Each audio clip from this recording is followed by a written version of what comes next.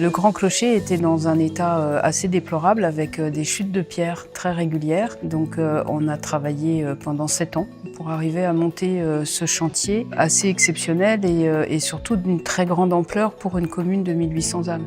La première idée, bien sûr, dès qu'on est chargé de restaurer un monument ancien, c'est d'en garder le maximum. Là, on a vu qu'il y a des problèmes structurels qui étaient d'ailleurs très anciens et la pierre était très fragile. Donc cela a nécessité une étude assez approfondie, une étude technique et architecturale pour essayer d'analyser quels étaient les désordres.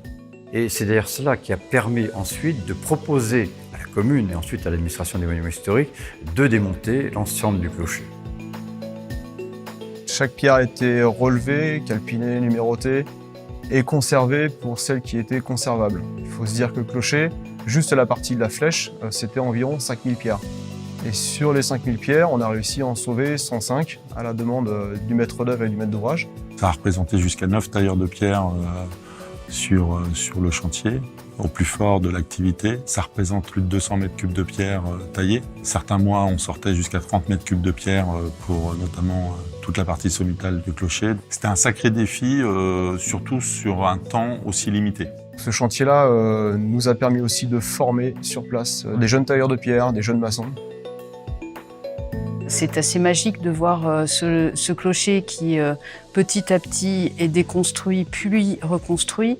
Et tout ça dans une ambiance assez incroyable d'entente entre à la fois tous les intervenants, que ce soit pour nous, communes, les intervenants administratifs, mais aussi tous les intervenants sur le chantier. On avait l'impression, alors je ne vais pas dire d'être une grande famille, mais en tout cas d'avoir des véritables liens de quotidien et extrêmement positifs.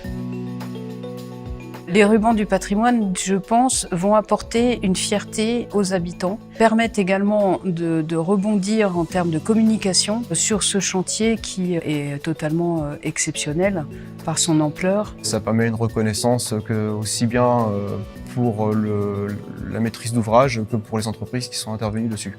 C'est considérer effectivement que c'est une réussite dont tout le monde peut se glorifier en quelque sorte. C'est une reconnaissance d'un projet abouti, d'un projet long. Et je pense qu'il faut initier les maîtres d'ouvrage à se présenter plus souvent sur ce concours de rubans du patrimoine.